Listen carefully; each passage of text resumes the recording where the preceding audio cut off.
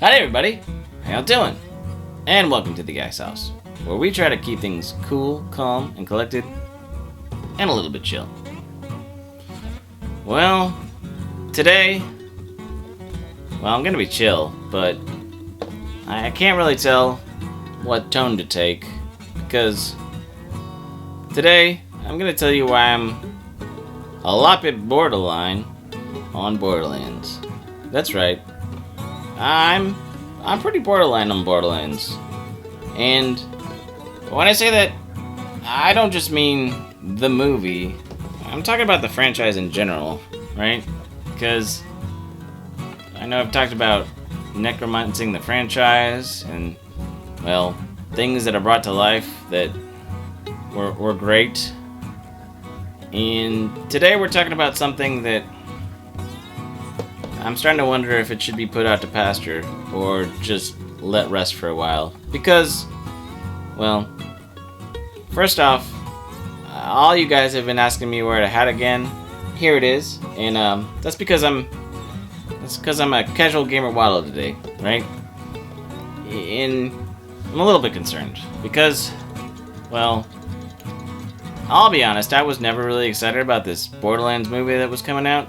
I mean, okay, let me take that back a second. Because the idea of a Borderlands movie, 4 years ago or longer when they announced it, sounded really awesome. Because that was in peak Borderlands, right?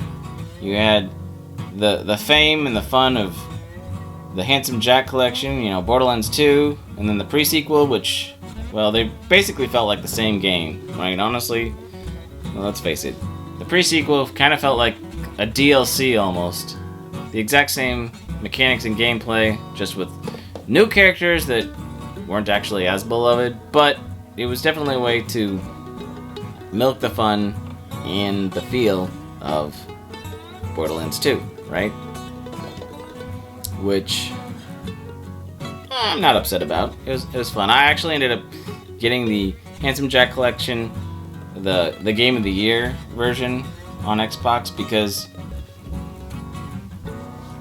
I will say that there was a time where I did like get video games, and as a casual gamer, I had friends who had the Xbox and Xbox 360 and the Wii, so I got to play a lot of Halo, a lot of Mario Kart, and a lot of the fun party games, just because I had friends with all the stuff and we hung out all the time, right?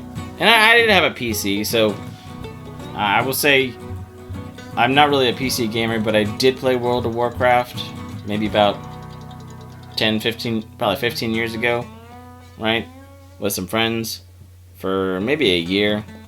And that was a lot of fun because, well, for a while it was basically like a LAN party, right?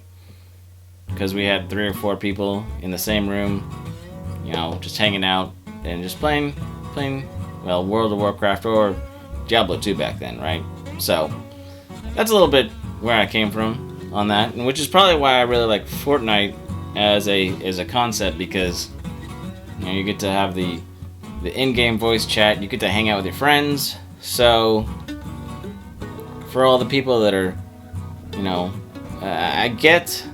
I want a game with story. Like if it's actually has quests and it has,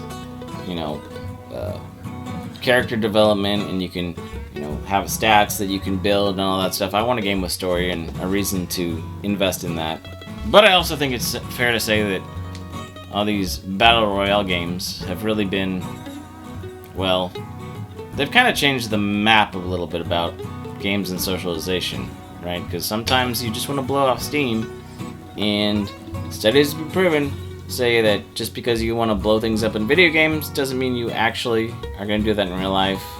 Because, well, some of us we want to be decent people, and we like the fun surrealness of video games because it's not real life.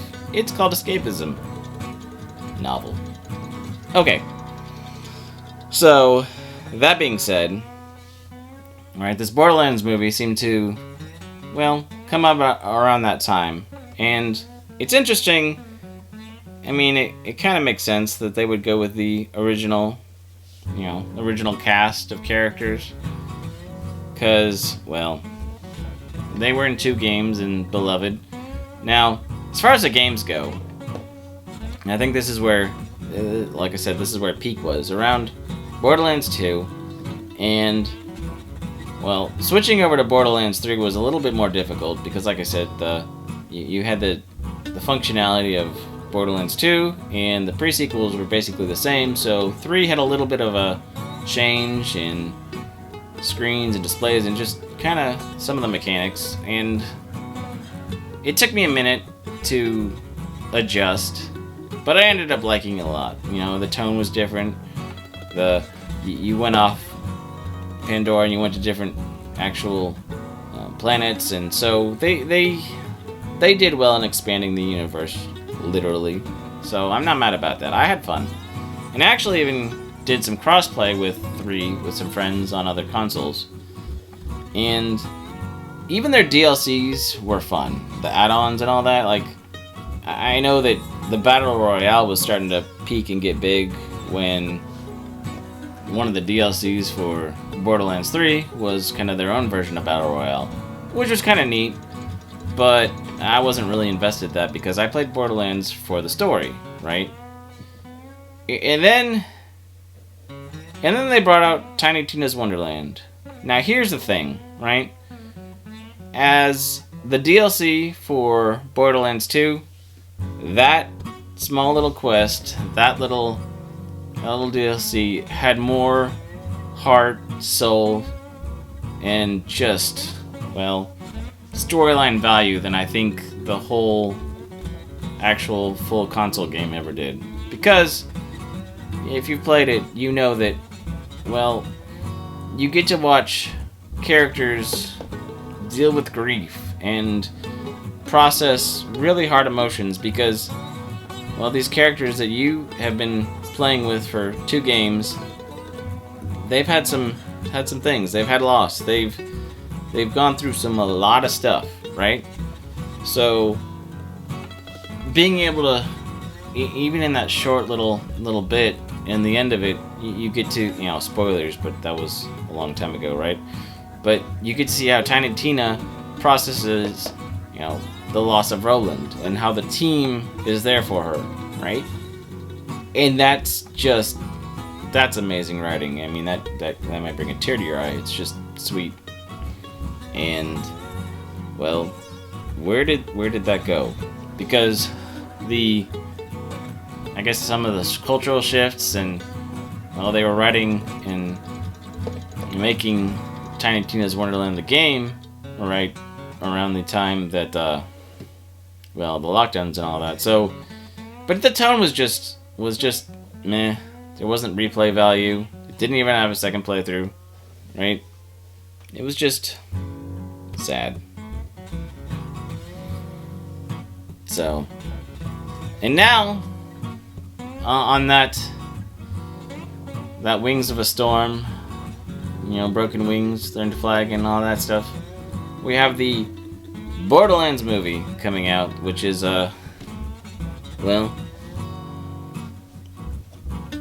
it's not looking good, folks, because, like I said, it seemed like it was cast 5 or 6 years ago, and first off, with all the media attention that some of these stars have been getting, you know, particularly Jack Black and Jamie Lee Curtis, as some of the stuff they've walked back lately, whether it be political or about entertainment.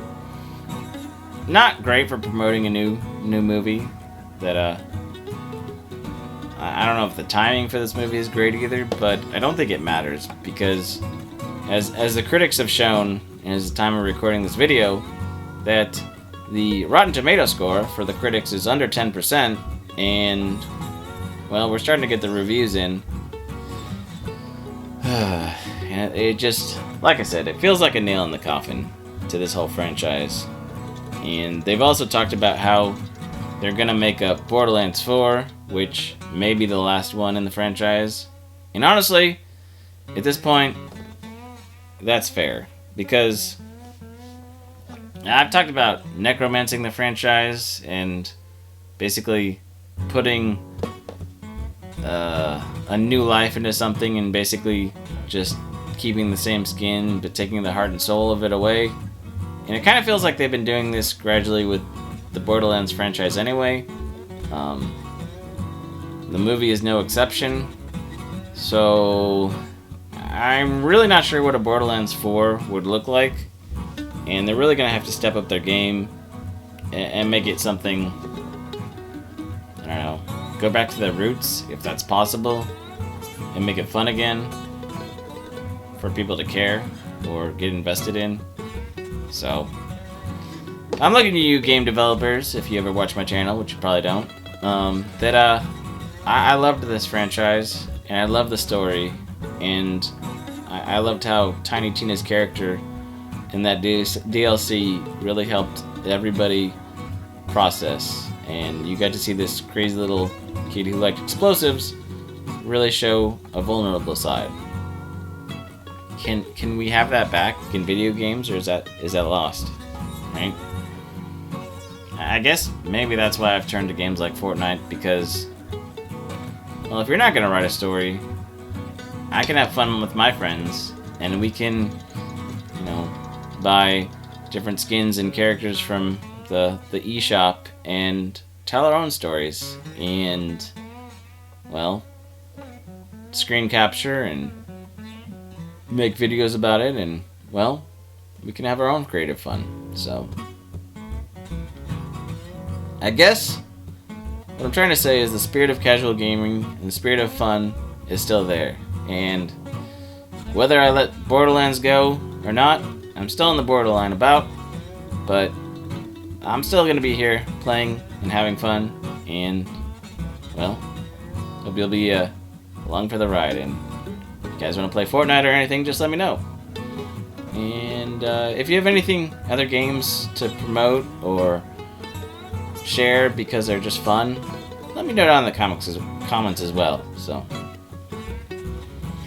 like, share, and subscribe if you want to, and we will see you next time. Bye!